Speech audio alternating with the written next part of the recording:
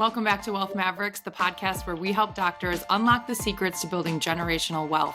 And today we're talking about what you need to know about traditional retirement assets as a high-earning doctor.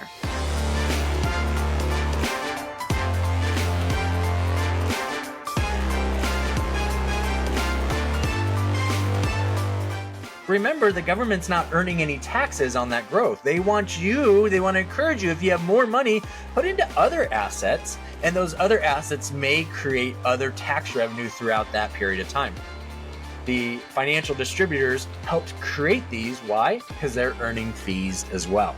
Because we have to buy assets, or meaning stocks, bonds, mutual funds, ETFs, investments inside of it to allow our assets to appreciate and grow to create more taxation on the back end. Today, we're going to talk about saving for retirement and the different ways you can do it. Joe, you sent us a reel this morning from Grant Cardone, and he was talking about 401ks, and he had a very strong opinion about it. And I was saying how my husband and me, like most people, we get a job, we begin contributing to a 401k, and that's just the path you take forever because that's all you know. And so we wanted to dedicate an episode to talking about not only 401ks, but the different options we have for saving for retirement and things people might not know about each of them. Yeah, and I think we hear terms all the time. So you hear like 401k or a Roth IRA or an IRA or a health savings plan or all these different terms that we hear, and we may not even know what they mean. And so I'm excited to explore this and just get Bob's perspective on all of it. Well, let's start this conversation first of all with a disclaimer. We're not giving financial advice. This is just for educational purposes only. So please take it as such. If you have a separate financial advisor, you're welcome to do your own research, ask them about it. But this information is specific to high-income physicians, and we'll talk about some traditional strategies that people talk about. And let's just kind of talk about the rules. Let's just talk about the asset itself, the rules according to those assets, how they've been created, designed, the purpose, and what the outcomes are. Because if we don't know that, if we don't know the rules to the game, then how do we know we're going to play, right? And not every game is a right fit for everybody, right? So for example, if you're 4 feet tall, you may not be wanting to go to the park to play basketball, right? It just may not work out. To your point earlier, Joe, you have to have a really good outside shot, right? And be fat. But you may be an amazing wrestler. You may be an amazing setter in volleyball, right? There is a place for you. So we got to understand who we are in the game we're going to play. But you still need to know those rules, right? So let's talk about that. So retirement as a whole is really just kind of a term that we created back in the 40s and 50s.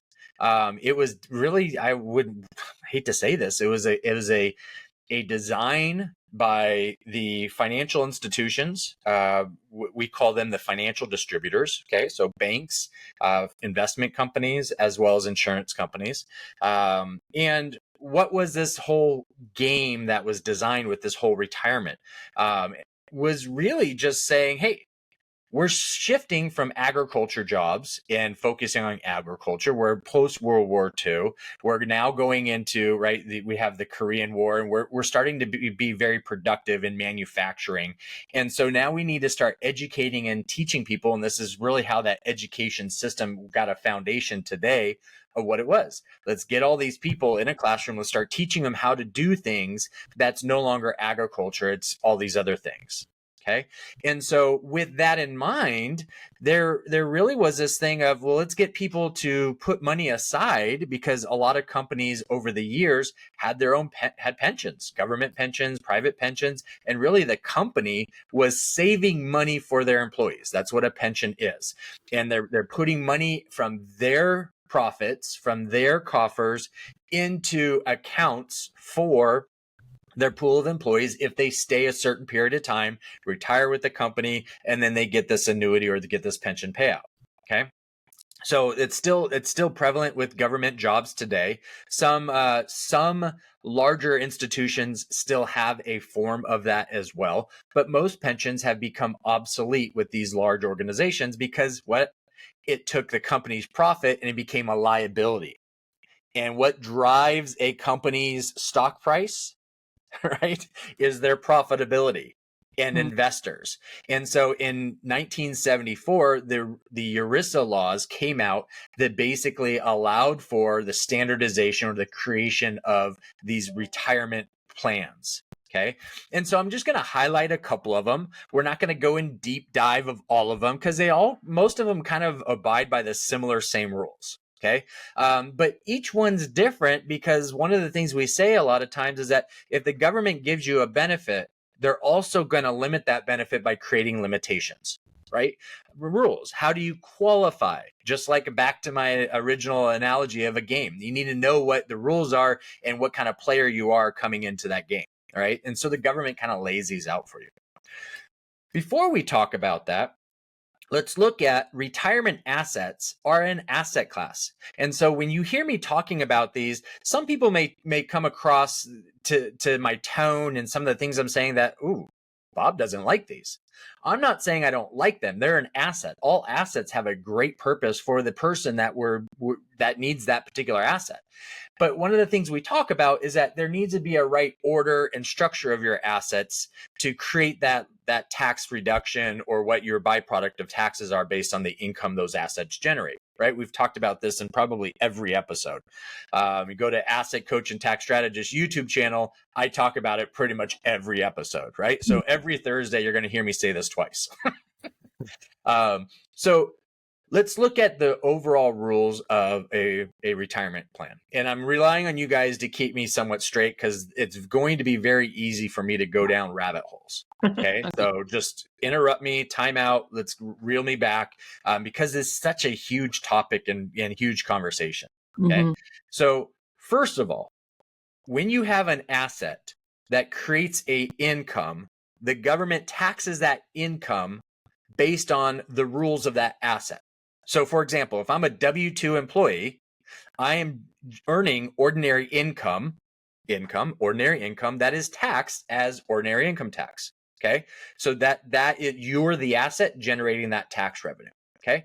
Now, if I am a business or I'm real estate, it's different, right? And if I sell that asset, it becomes a capital gain or capital loss, depending on if I made money or I lost money, right?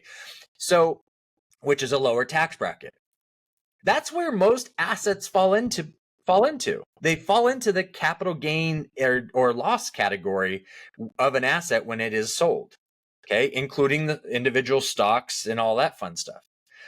Enter 401k plans. They're an investment, right? I mean, but technically the retirement rules are a legal entity structure that define what that asset does. No different than real estate. There's legality and rules of defining what that asset can do, right? And therefore the type of income and how you tax it, all that fun stuff. So keep in mind, these are all legal systems that are associated with the tax system because that's the carrot that the government dangles to encourage you to do this so they don't have to take care of you. Right? Makes sense, right? And the government's not very good at taking care of us. Look at Social Security benefits, right? They're very low. They weren't meant to be a retirement plan for citizens, but some have made choices in their lives that may be their retirement income. So the more people in that system, the more of a liability is to the government. So the government has to create other assets to generate other revenue to encourage other people. And the carrot is usually a tax savings. Okay, so let's talk about the most normal, right? So let me do a list through some samples of what these different retirement accounts are. And then let's talk about some of the more common ones, the normal ones, so to speak. So you have all the IRAs. What does an IRA stand for? Individual Retirement Arrangement. Okay, individual retirement arrangement, not an account, arrangement. Why is it an arrangement? Is because the legality of the structure is designed for it to be for you based on the rules of how it's been designed. Okay, so a traditional IRA, for example, a traditional IRA has limitations on how much you can put away, which kind of sounds silly, doesn't it? I mean, if you want people to save for retirement, why would you put a limitation on it? Well, because it does provide a tax deduction. Oh, okay. So the government may be giving up some of their tax revenue by allowing you to do it. Okay. And so, but when you put your money in there, right, it grows tax deferred. And then when you take it out in certain rules, 59 and a half or later, why 59 and a half? Somebody really smarter than all of us with a unique supercomputer figured out a half was the ideal number.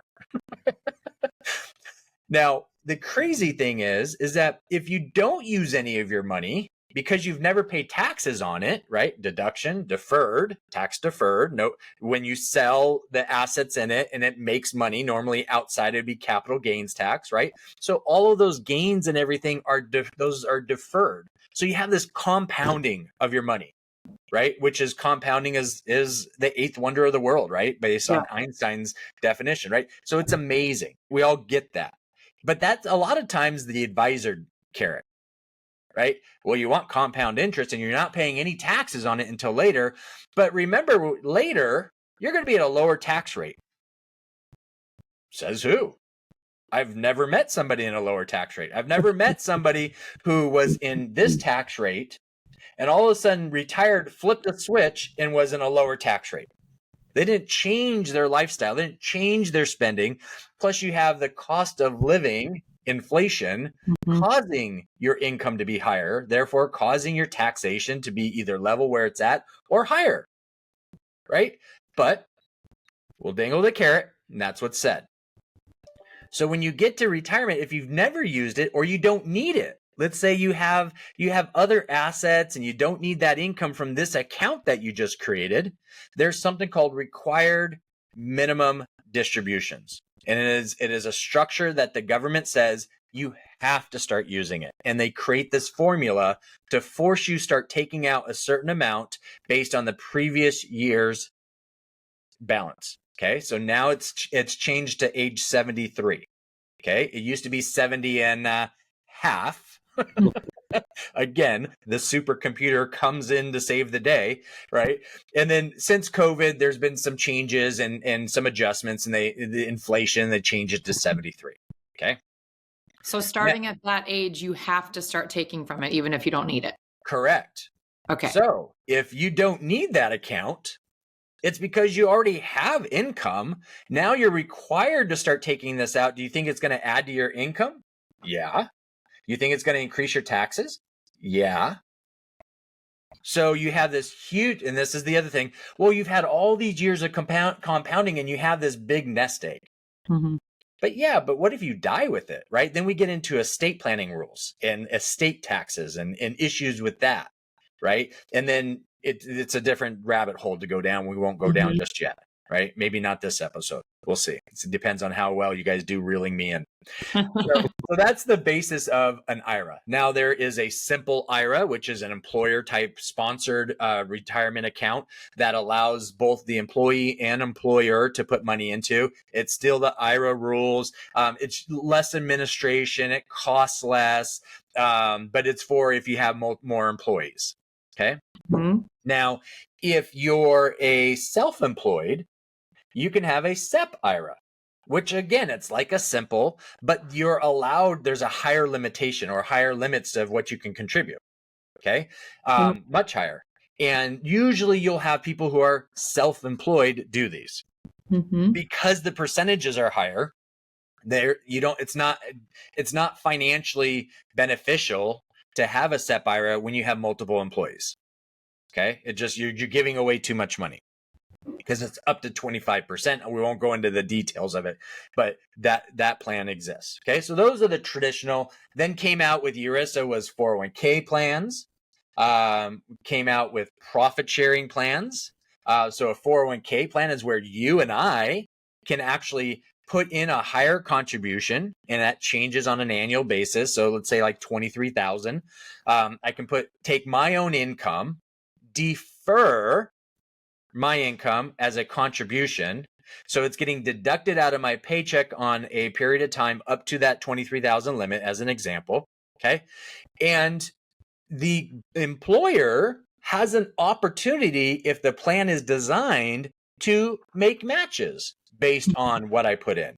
Okay. And the employer gets to design that and what that looks like, because it's the employer's money rewarding you for putting money inside. Okay. So this match rule is where a lot of tax and a lot of financial advisors say, well, only contribute up to that because it's free money. True. But it's still your taxable liability at the end, right? It doesn't, just because they're putting free money in here, it just means that you have a free rate of return, which is great, but you still pay that on the back end. And so it's compounding and growing, and you still have that tax. I'm not saying that's a bad thing. I'm just saying that's how it works. No, that's how it works. Yeah. Right. Now, if you're over 50 years old, they have a catch up. So basically, people who did not put money aside, they've waited, and maybe because they had kids, a house, they had a lot of expenses, and now they're, they hit 50, and it's like, okay, the kids are off payroll, so to speak, right? Now it's just us in our higher earning years. Let's put some money away for retirement and get caught up. The government gives you a catch up, and so after you're 50, age 50, you can put in more. Okay. So that's on my contribution. It's called a defined contribution. So far, everything we've talked about is a defined contribution, except for the match. But that match is based on what the company says and what your contribution limit is. Okay. Or the percentage you put in. All right. What's a profit sharing plan? Well, a profit sharing plan is a company that says, hey, we've got profit and let's share it. Brilliant, right? Wow. What a name. But notice that each of these accounts are named what their purpose is. This is the thing that we keep talking about, is assets have a purpose. And if you don't give that asset a purpose, it is just floundering and walking around in the fields with no direction. Okay. And so I'm going to get to a really powerful point after we kind of go through these of talking about income. Yes, Aaron. Can I ask a couple questions before we move on from these traditional accounts? Yeah. So first, SEP IRA, I assume SE is self-employed. What is the P in SEP IRA? Plan, program, pension. It's used interchangeably. Okay. So yeah. And then we didn't talk about a Roth IRA, and that's different than. Correct. Not yet. Okay. Yeah. And then what's the difference between an IRA and a 401k when it comes to when you pay the taxes? Because there's a difference, right? Correct. Well, no. And let me finish. Good question. Okay. Yeah. So we'll touch on that. And then once we touch on that, then we'll talk about the Roth. So I want to get all these kind of similar design plans and then dive into what the Roth is and those rules and so on and so forth. Okay. So good questions. Okay. So when you have a profit sharing plan, the company says, we have profit and we're going to share it, but there's a max limit for the entire plan amount. Okay. What I mean by that is that you can't the company and you can't put more in than, let's say, 60,000. Okay. And this changes the inflation, their cost of living. The government, the IRS comes out each year and says, oh, it's going up here. Right. And then they may change the catch up. Okay. So I don't know when somebody's going to be watching this. So that's why I'm not talking about specific numbers. Mm-hmm. I'm just using rounded numbers because these are going to change. Right. So, but you get the concept. That's what we're talking about. Okay. And it's enough to Google profit sharing IRA contributions. Right. So I just gave you the hack right there. So now that's the question too, is that why would the government limit how much I can put into it if at some point I'm going to pay taxes? Shouldn't I be able to put all my earned income if I have income coming in from other areas? Shouldn't I be able to do it? Yes and no. Yes, you should be able to, but no, because remember, the government's not earning any taxes on that growth. They want to encourage you, if you have more money, put into other assets, and those other assets may create other tax revenue throughout that period of time. Remember, the government income, their tax revenue is their income. And they're a business. And as all businesses, they're investing in assets. It may not be equipment or machinery. It's you as the business owner or as the employee to generate. And so they have other assets to create other streams of income, right? What are we trying to do? Create multiple streams of income. Okay. We didn't come up with this as employees, as citizens of the United States. This is the design of what the government's doing, right? And that we are doing it also. Okay. So we need to understand that as this money's growing and compounding over the years, we have never paid taxes on it. And so at some point, we're going to, again, pay taxes on that. Okay. And so all of those follow the same rules as to the IRA rules, except 401k profits. There's no required minimum distribution on those. Okay. But if you retire, the business that is the plan sponsor, they're sponsoring that plan for their employees, is paying for your participation, even though you're not employed there. So why in the world would a employer keep paying expenses as if you were employed there? They wouldn't. And so it's highly recommended, encouraged to roll your money over into what? A traditional IRA. Now it's your IRA, it's your individual account. It's a non-taxable event. Should be, if it's done correctly. Sadly, some people do it incorrectly and it becomes a taxable event. And that's a big, fill in the blank beep, right? Now, this is where advisors come into play, right? Financial advisors or CPAs come in and say, you have an old 401k, right? Let's roll this over into a traditional IRA. And now you have control over it. But here's the other thing you lose: asset protection. Within retirement accounts, there's asset protection. So some smart CPAs, some smart advisors and attorneys will say, max out, put money into a retirement, a pension plan or 401k or a profit sharing plan, because there's asset protection within it based on the legality of those plans. You don't have those same protections within individual retirement arrangements, IRAs. Okay. You can create stuff, but I'm just telling you about the basic concept. Okay. So guess what? You got to hire other people, other advisors, spend some money and protect your assets. Okay. Which creates what? More activity and cash flow in the economy, which creates more tax revenue. There is no silver bullet. There's not supposed to be a silver bullet. If there's a silver bullet, then there's no tax revenue. Right. So we have, how many doctors do we talk about and say, well, I just want to get my tax liability as low as possible. And I just, and I don't want to be, at risk for red flags or for an audit. And we're like, oh, you're the unicorn. Nobody else wants that. Right? Like, of course, everybody wants the same thing. The game and the rules and the strategy is designed for the government to create multiple streams of income. So we have to be aware of these different rules, right? If you wanted to play basketball, you can't go in and just tackle somebody because you used to play football. Right? I mean, that's called rugby, actually. Right? It's almost, but they use upright. Well, anyways, won't go into all those rules, but right. I mean, you can create your own games in the backyard with your friends, right? And your college buddies and drinking games or whatever you want to do. But the real structure, the motivation of the real rules are different. Okay. So we can't just make them up. Okay. So all that being said, Erin's face says she has a question. Yeah, I have a question, and I worry it might be a dumb question, but I also think that if I have it, probably someone else does. Yeah. No. When you say the asset protection and like a 401k has asset protection, but an IRA doesn't, what does that even mean? Like I can only lose so much over here, but I can lose it all over here. Like, I don't understand what that means. Great question. It has nothing to do with risk of investment. Meaning that when all these structures, so we were just talking about structures, we didn't talk about what's inside these structures, right? So like if we just had a house that was built, it's just a house. It doesn't become a home until things are put inside of it and people are inside of it, right? So you have furniture, people move in. Now the house, it's still a house, but we have made it a home.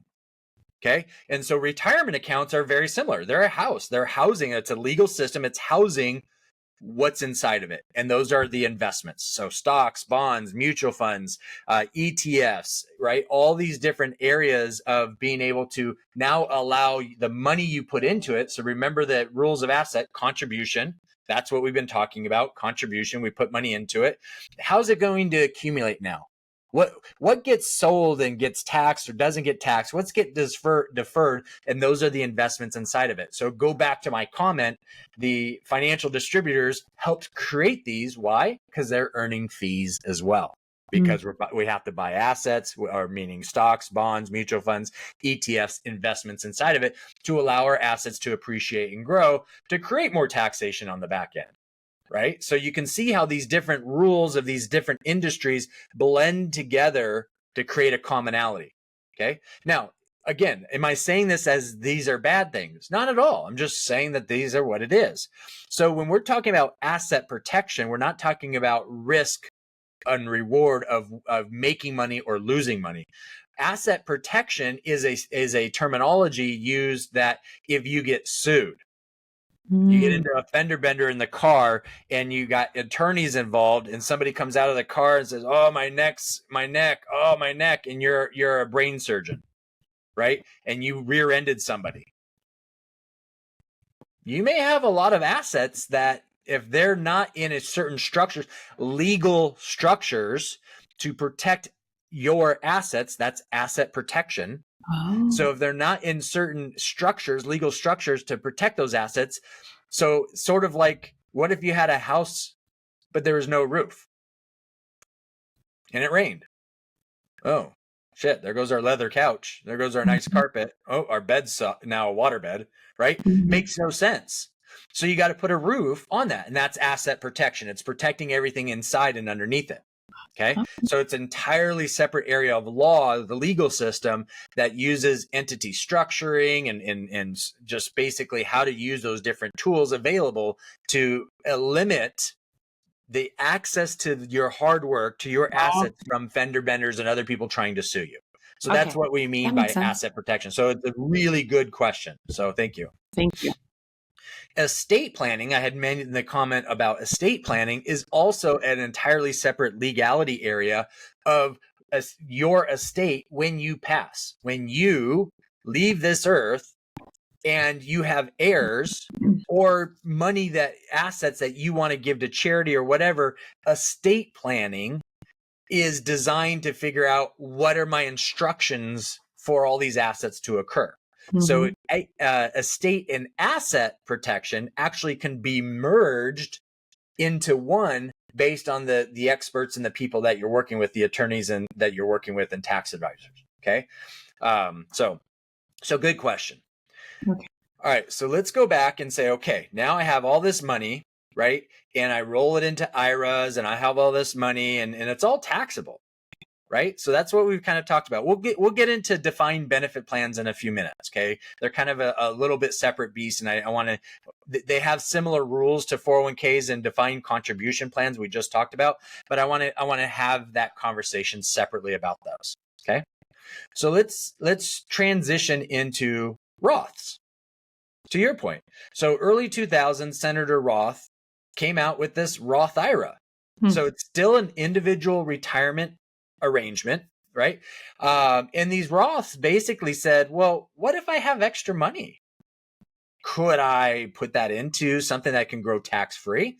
Now, how's that work? Well, remember when you put money into an IRA or a 401k, it's tax deductible, meaning you don't pay taxes on that money that you contributed. It comes off of your taxable income. Okay. A Roth says, I'm going to pay taxes on that income, but I'm still going to make that same contribution.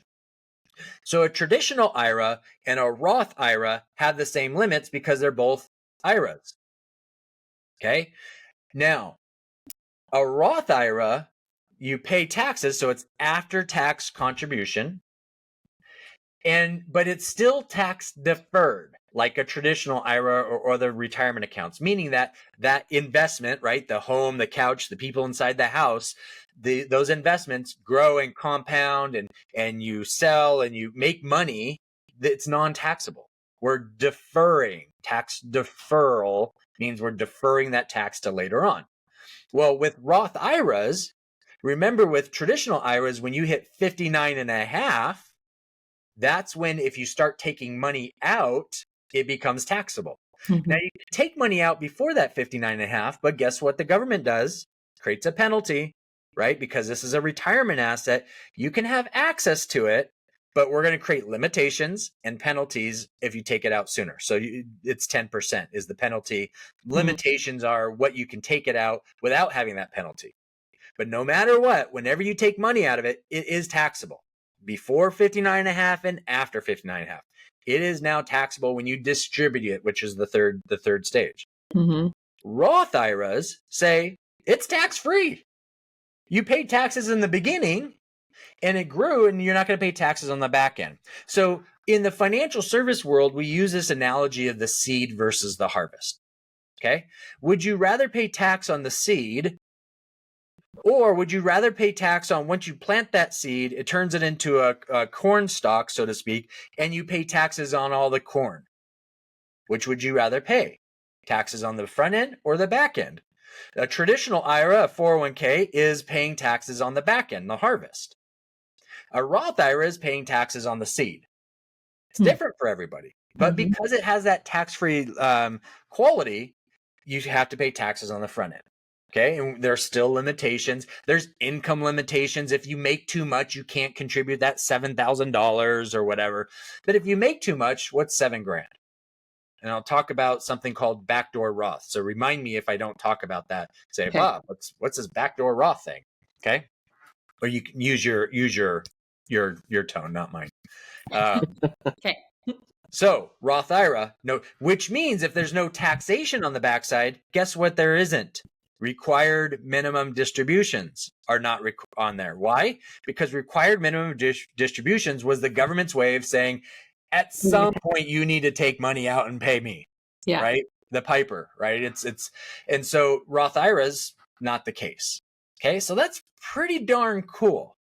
Now, in financial service and the insurance, life insurance, annuity world, an insurance agent may say, hey, use life insurance, cash value life insurance, whole life, index universal life. And this, we're not going to make this conversation about life insurance policies. We could do another episode on that.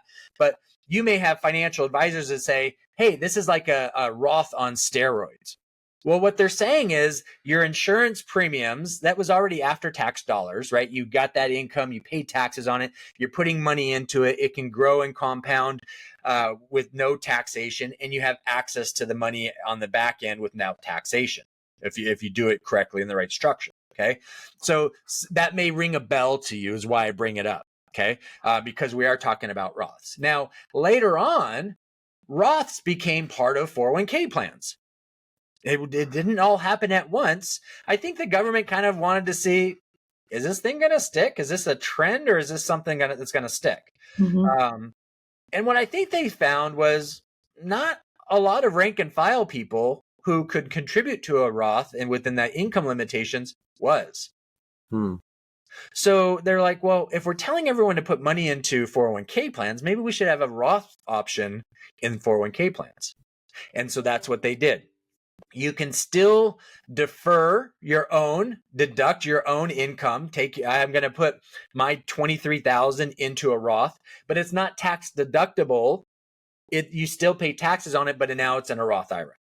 Okay, so even if your income doesn't allow you to put money into a Roth IRA, you can put your money into a Roth 401k after tax. So it's going to say pre-tax Roth on your 401k. That's the terminology, pre-tax or Roth. And then on the back end, same rules. It's not taxed on the back end because there's no tax on the back end, right? So that's pretty darn cool.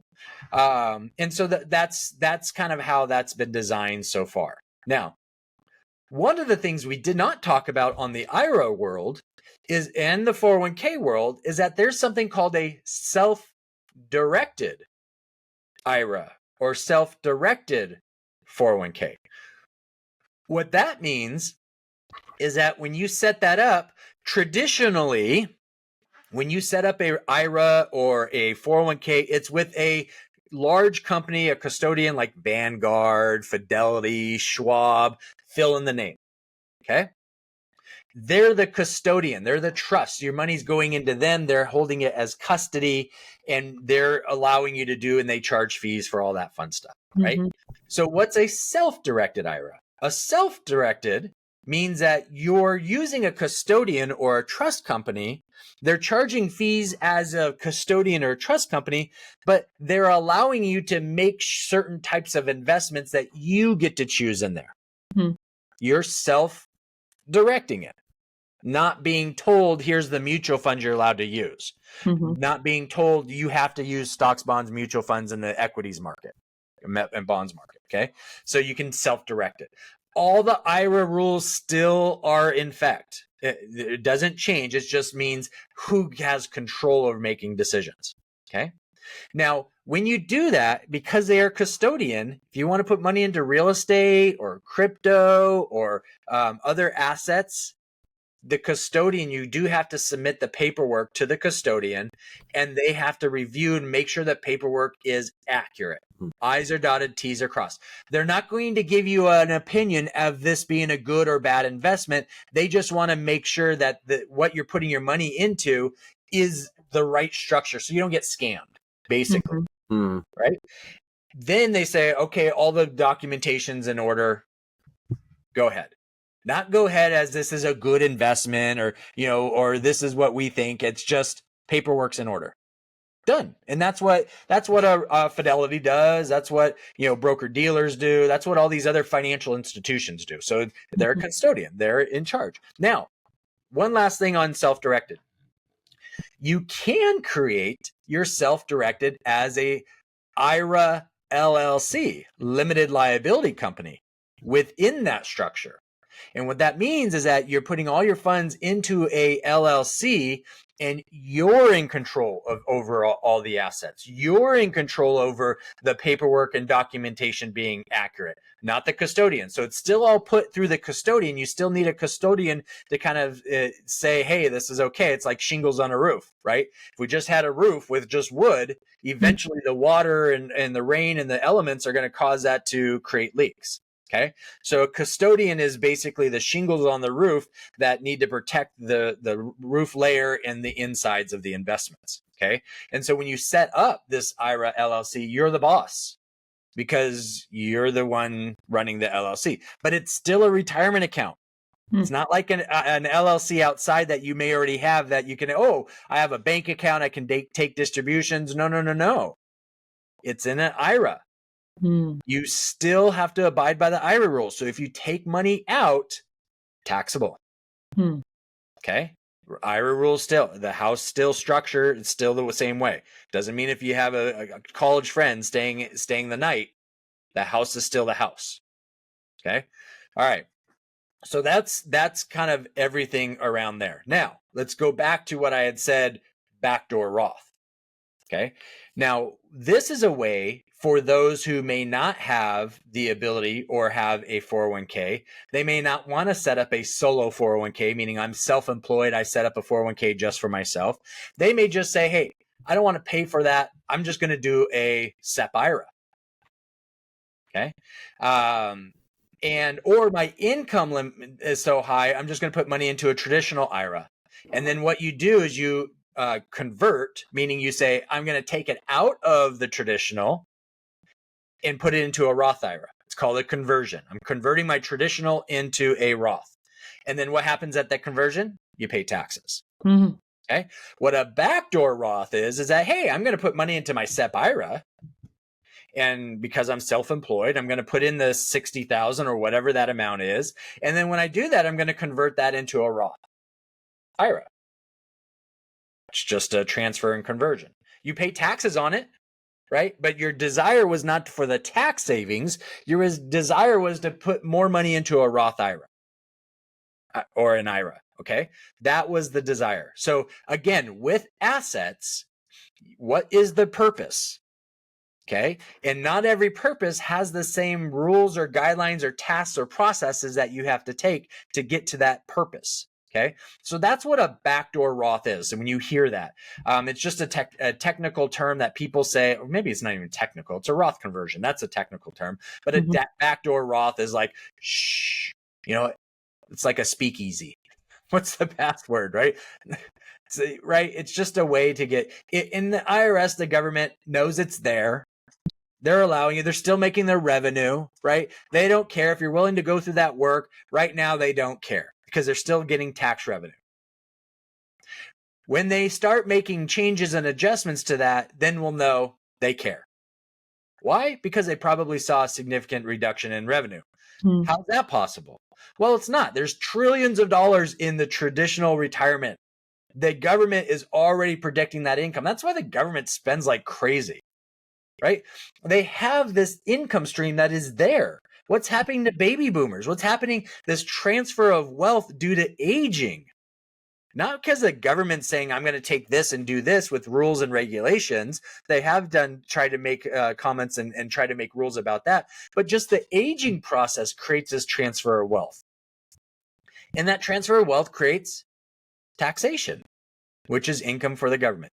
So they know that, right? It's not a secret. So they'll allow these backdoor Roths because you're an incomer. A lot of our doctors watching this probably go, yeah, that's what I'm doing. Great. That's great, right? If that's part of the game and the plan and what you're trying to do. The key is, what's the inside of the house? We know the structure now. What's the inside of the house? What's the investments? What do you want to do? Are you looking to build your wealth based as an accredited investor or a non-accredited investor? Right? And those are things that you can see in another episode when we talked about this and what this terminology accredited investor means. Okay. Mm-hmm. All right. Those are all the kind of common retirement accounts and kind of the basics. Any questions that we want to dive in a little bit more of the weeds or explanation or clarification? No, I think that's a pretty good overview. I just think most people listening, it's like, okay, there's all these different options. How do I decide what to do? Choose to play by a different game. Yeah, that's it. You got to know the rules. Now, here's the thing. You can play, and there's different levels of games, right? There's intramural basketball. There's men's leagues. There's 3-on-3 where all the old guys play with the three guys that have been playing for the last 30 years. They've got braces on every part of their body. They still have the headband, right?